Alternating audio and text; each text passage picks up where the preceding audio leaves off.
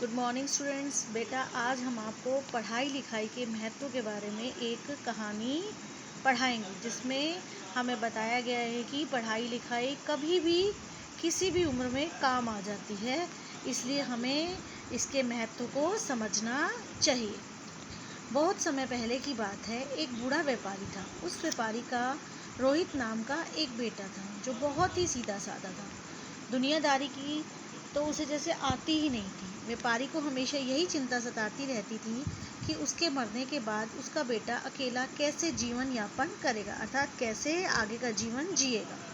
गुजर बसर करने के लिए व्यापारी के पास अब सिर्फ 30 सोने के सिक्के ही बचे थे। एक दिन व्यापारी ने अपने बेटे को बुलाया और कहा, बेटे, अब तुम बड़े हो गए हो, पता नहीं मैं और कितने दिन इस दुनिया में रहूँगा। तुम यह 10 सोने के सिक्के ले जाओ और इनसे कोई काम शुरू करके रुपए कमाओ।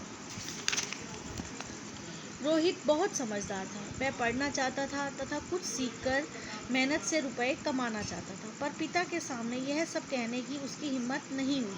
वह पिता के द्वारा दिए गए 10 सोने के सिक्के लेकर काम की तलाश में चल पड़ा। एक दिन बगीचे के पास पहुंचा, जहां बहुत सारे लड़के शतरंज खेलना सीख रहे थे। रोहित ने भी शतरंज का खेल सीखने की सोची। 10 सोने के सिक्के देकर वह शतरंज खेलना सीखने लगा। वह इतने अच्छे ढंग से शतरंज खेलने लगा कि उसके शतरंज के खेल में अपने गुरु को ही हरा दिया।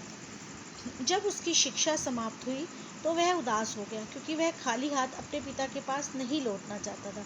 पर खाली हाथ लौटने के सिवाय उसके पास और कोई चारा भी नहीं था। जब उसके पिता ने उसे बिना कुछ कमाए लौटा हुआ देखा तो उन्होंने उसे फिर से 10 सोने के सिक्के और दिए और कहा, इस बार वह कोई गलती ना करे और रुपए कमाकर ही वापस आए। पिता के कहने पर वह काम की तलाश में चल पड़ा। जब वह उसी बगीचे के पास पहुंचा तो उसने देखा कि बहुत से बच्चे वहां गाना बजाना सीख रहे हैं। यह देखकर वह पिता की दी हुई सीख भूल गया और सोने के सिक्के देकर गाना बजाना सीखने लगा। जब वह उस विद्या में माहिर हो गया, मतलब कि निपुण हो गया, तो एक बार फिर बिना रुपए कमाए घर लौट आया। इस बार उसके पिता ने उसको बहुत डांटा और उसे समझाया कि ये आखिरी के बचे हुए 10 सिक्कों भी उसे दे रहे हैं। अगर इस बार वह बिना रुपए कमाए वापस आया तो वे भूखों मर जाएंगे। एक बार फिर रोहित पिता के कहने पर काम की तलाश में निकल पड़ा। इस बार जब वह बगीचे के पास पहुंचा तो उसने वहां बच्चों को पढ़ते लिखते देखा।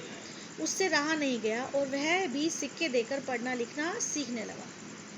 वह होशियार था, इंटेलिजेंट था, इसलिए उसे सीखने में ज़्यादा समय नहीं लगा, परंतु खाली हाथ पिता के पास लौटने की उसकी हिम्मत भी नहीं हुई और वह शहर की तरफ चल दिया। बहुत रात हो गई थी। वह एक पेड़ के नीचे सो गया। रात को उसे किसी के रोने की आवाज़ सुनाई दी। उसे उठकर देखा उसने कि पेड़ पर एक परी सितार लिए बैठी है, पर वह उसे बजा नहीं पा रही। सितार बजाकर उसने परी को खुश कर दिया। परी ने उसको धन्यवाद दिया और उसे सोने के सिक्कों से भरी एक थैली भी दी। वह थैली पाकर बहुत खुश हो गया और जल्दी जल्दी अपने घर की ओर चल दिया। रास्ते में एक शहर से गुजरते हुए उसने एक तख्ती देखी, जिस पर लिखा हुआ था वह उस शहर में शतरंज खेलने की प्रतियोगिता का आयोजन हो रहा है, जिसमें जीतने वाले को 100 सोने के सिक्के इनाम में दिए जाएंगे। मतलब वहाँ पर एक कंपटीशन रखा गया कि जो भी शतरंज में जीतेगा उसे सोने के सिक्के इनाम में दिए जाएंगे। तख्ती पढ़ते ही रोहित उस प्रतियोगिता में भाग लेने के लिए चला गया। उसने आसानी से वह प्रतियोगिता जीत ली। वह बहुत खुश था। इनाम में मिला सारा धन लेकर वह अपने पिताजी के पास लौट आया। उसने अपने गांव में एक स्कूल खोला। स्कूल में वह बच्चों को पढ़ने लिखने और संगीत की शिक्षा देने लगा। तो बच्चों, आज हमने इससे क्या शिक्षा प्राप्त की कि कोई भी चीज़ जिसका हम ज्ञान प्राप्त करते हैं वह कभी भी किसी भी उम्र में हमारे काम आ जाती है। इसलिए हमें पढ़ाई लिखाई और इस ज्ञान के महत्व को हमेशा समझना चाहिए। धन्यवाद।